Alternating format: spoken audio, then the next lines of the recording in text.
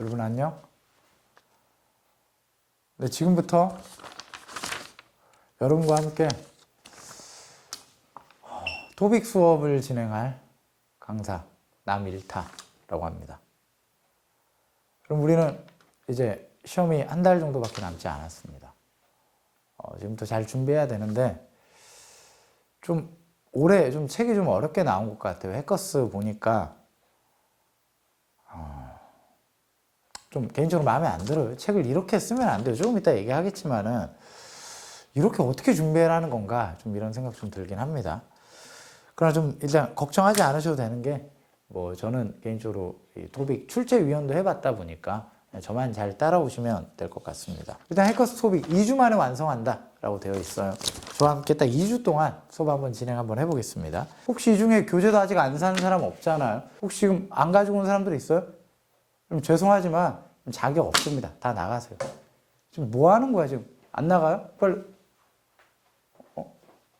가는 거야? 카메라는 가리면 안 되지. 야 진짜 가게? 그 영준쌤 수업 듣는다고? 그래. 빠르게 좀 수업 진행 한번 해보겠습니다. 1페이지에 보면은 그 신약개관 그리고 사도행전에 관한 이 두 파트로 좀 나눴습니다. 신약개관 보시면은 딱 나올 문제들 딱 정해져 있습니다. 결국 여기서 하는 얘기 뭡니까? 분류할 수 있느냐에 관한 얘기예요. 신약 보면은 복음서, 역사서, 서신서로 분류할 수 있느냐라는 건데, 여러분 이거는 뭐 문제도 아닙니다. 마태, 마가, 누가, 요한 딱 이 정도만 복음서고 사도행전은 역사서고 나머지는 다 서신서다라고 했을 때 이런 문제 솔직히 나오지 않습니다. 그리고 냉정하게 보면 마태, 마가, 누가, 요한도 서신서라고도 얼마든지 말할 수 있는 범주에 있다 보니까 다음 중 서신서가 아닌 것은 이런 문제는 논란이 될 수 있는 문제입니다. 이런 문제 절대 나오지 않고 딱 나올 수 있는 문제는 복음서를 분류하는 문제. 사도행전과 저자가 같은 복음서는 무엇이냐 뭐 이런 거. 그리스도인들에게 편 쓴 복음서는 무엇이냐. 그리고 서신서를 분류할 수 있느냐. 바울이 썼냐, 바울이 안 썼냐를 분류할 수 있느냐. 뭐 그런 문제 나오지 않을까 싶습니다. 장소가 나왔으면 다 뭐예요? 다 바울이 썼죠. 그냥 장소가 나왔으면 수신자가 나온 거니까 다 바울이 썼습니다. 그래서 발신자만 몇 명 기억하면 돼요. 유명한 사람이 발신자지.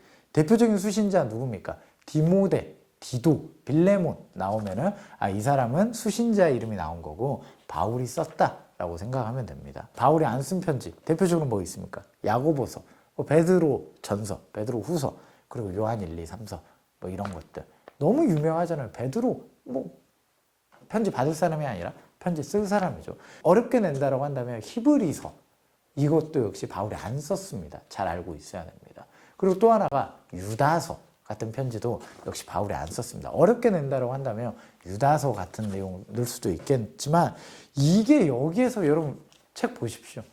지금 서신서의 분류에 요한 1, 2, 3서와 요한계시록 사이에 유다서가 언급이 되어 있어야 됩니다. 그런데 언급이 안 돼 있어요. 4-5에서도 보면은 8권이에요. 한 권을 빼먹었어. 그럼 진짜 이거는 지금 시험이 장난입니까? 그럼 지금 책 쓰는 게 장난이에요? 이거는 여러분 우리 항의해야 돼요. 사실 이걸 책이라고 쓴 겁니까? 지금 이 데이비드 남 씨는 지금 우리 수험생들한테 지금 뭐 하자는 거예요, 지금 이게. 이래놓고 나중에 토빅 시험에 뭐 유다서 넣는다. 그리고 사도행전 이야기가 나옵니다. 사도행전은 데오빌로에게 쓴 글이고요. 예수님께서는 부활하시고 40일 동안 제자들을 가르치십니다. 그리고 하늘로 오르시죠. 그리고 제자들에게 이야기합니다. 예루살렘 떠나지 말고 증인이 되라. 그리고 기도해라. 라고 이야기를 합니다. 그리고 이 사람들이 기도합니다. 예루살렘 떠나지 않고 기도하는 가운데 성령님을 경험하고 방언으로 이야기하는 이 모습이 나옵니다. 그러자 사람들이 조롱을 합니다. 너네들 뭐 단체로 술 마신 거 아니냐? 라고 얘기하자 베드로가 일어나서 설교하는 모습이 나옵니다.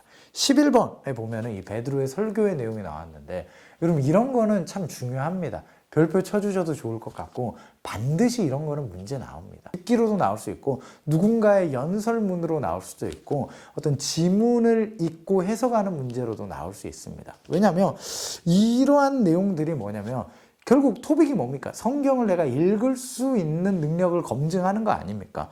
결국 성경을 독해할 수 있는 능력이 있는가? 라고 했을 때 참 좋은 예제이기 때문에 딱 낼 수밖에 없습니다. 이런 문제 잘 봐보시면 좋을 것 같고, 베드로의 설교 내용이 무엇입니까? 우리는 술 취한 거 아니다.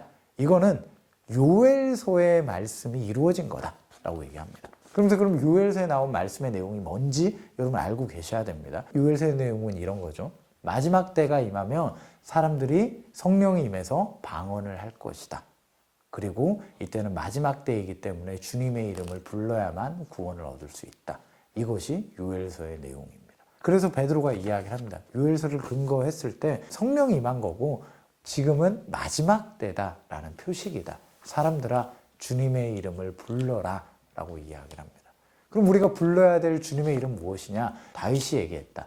죽음을 이김으로 말미암아 육체의 희망을 주는 존재가 주님이시다. 그분이 누구시냐? 얼마 전에 죽은 자 가운데서 부활하신 예수님이 주님이시다. 지금은 성령이 임한 마지막 때니까 우리는 주님의 이름을 불러야만 구원을 얻는다 라고 이야기하는 내용이 이 베드로의 설교이지 않나 싶습니다. 여러분 왜 자고 있죠? 최지훈 결혼해야 될 거 아니야. 그리고 이제 교회가 부흥하는 이 모습이 나옵니다. 그러면서 특징적인 요소 14번에 몇 가지가 나옵니다. 모이기에 힘쓰고 떡을 떼면서 음식을 먹었고 하나님을 찬양했고 칭찬을 받았고 날마다 구원받는 사람들이 많았습니다. 이런 특징적인 요소 가볍게 좀 볼 수 있었으면 좋겠고, 그리고 가장 특징적인 요소가 뭡니까? 재산을 팔아서 서로 필요에 따라 나눴다라고 얘기를 합니다. 이와 관련하여서 두 가지 문제라고 말할 수 있는 사건이 생깁니다. 첫 번째는 뭐냐면 재산을 드렸음에도 불구하고 사람이 죽어버리는 이런 사건이 나오고, 또 한 가지 사건은 무엇입니까? 하나님께 예물을 드렸어요. 그럼 이것을 잘 분배해야 되는데 헬라파 사람들이 따집니다. 왜 우리는 제대로 안 주고 저쪽만 도와주냐? 왜 히브리 사람만 도와주냐? 라고 원망하는 이 재산을 분배하는 과정 가운데서 억울함을 하소연하는 이 모습이 나옵니다. 그러자 사도들이 어떻게 합니까? 우린 여기서 손을 떼겠다. 손을 뗄 테니까 헬라파 사람들이 들고 일어났으니까 헬라파 사람들 가운데서 지혜로운 7사람을 뽑아라. 그 사람들에게 이 재정에 관한 담당을 하게 하겠다라고 해가지고 이 재정 담당할 7사람을 새롭게 세웁니다. 그리고 그 사람들을 뭐라고 이야기합니까? 집사라고 이야기를 합니다. 그럼 오늘날에도 집사의 직분의 핵심은 뭐냐면 재정을 관리하는 것입니다. 집사와 성도의 차이가 뭐냐면 집사님은 재직회를 들어갈 수 있습니다.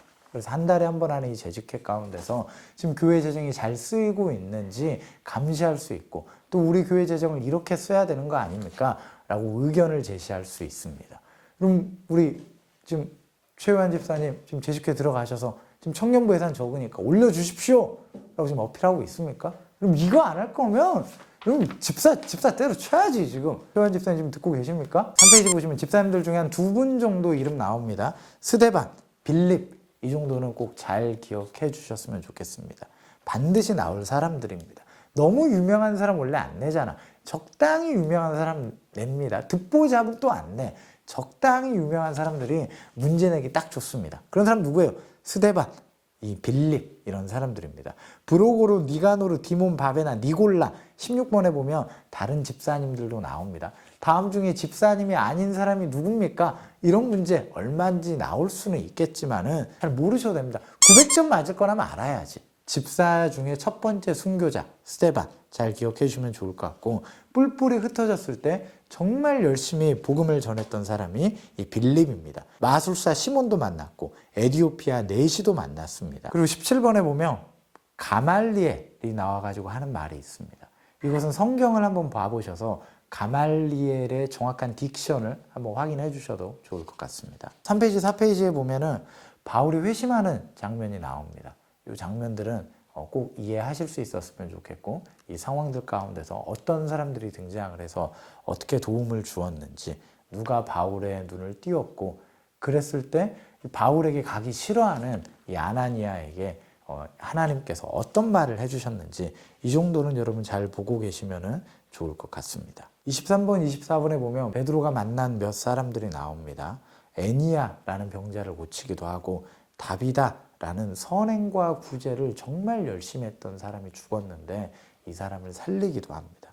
그리고 아주 유명한 사건이죠. 가이사라에 있는 백부장 고넬료에게 성령님이 임하는 놀라운 사건이 있고 이때 베드로도 증인으로서 그 자리에 있었다라는 내용이 나옵니다. 97번에 보면 그리스도인이라는 표현이 나옵니다. 어디 교회에서 이 말이 나왔습니까? 안디옥 교회에서 그 말이 나왔습니다. 그리고 안디옥 교회가 성장하게 될 때 예루살렘에 있는 이 바나바가 안디옥 교회로 파송당했고 그리고 파송받아서 간 그 교회 가운데서 함께 동역자를 찾다가 누구를 찾습니까? 다소에 머물고 있었던 이 사울을, 즉 바울을 찾아가지고 바울과 함께 동역하는 이 모습이 나옵니다. 여러분 그리고 이제 본격적인 이야기가 시작이 되는데 오늘 수업 일단 여기까지 하겠습니다. 그럼 지금 얼마 안 남았어요. 지금 공부하기 좀 어려우실 거라는 거 아는데 그러나 지금 여러분 우리 공부해야 될 때입니다. 사도행전은 신약성경 모든 책 중에 가장 쉬운 책입니다. 아마 지금 보시면 좀 정독을 하셔야만 얼추 이해가 되지 않을까 싶은데 여러분 그게 공부입니다. 그냥 대충 우리가 말씀대하는 거 아니잖아요. 그래서 이게 어려우면 성경을 보시면 돼요. 쉬운 성경 보셔도 되고 아마 한 차례 지금 이 타이밍에 우리의 의지로 여러분 성경 한번 보시면 좋을 것 같습니다. 그래서 사도행전의 내용들을 간단하게나마 우리가 좀 이해할 수 있으면 좋을 것 같고 그리고 이 수업만 잘 들어오시면 여러분 최소 여러분 500점 맞습니다. 만약에 이 수업 들었는데 집중했는데 그리고 제가 말한 포인트 체크했는데 500점 안 넘었어. 난 했는데 안 넘었어. 제가 다 환불해 드립니다. 그럼 진짜로 찾아오세요. 수업 잘 들으시고 모두 장가가시고 결혼하시고 그러시면 좋을 것 같습니다. 오늘 수업 여기까지 하고 다음 주에 여러분 두 번째 수업 또 찾아오겠습니다. 여러분 좀 공부하시고 집중력 있게 복습하시고 예습하시고 또 이 시간에 또 보도록 하겠습니다. 네, 고생하셨습니다.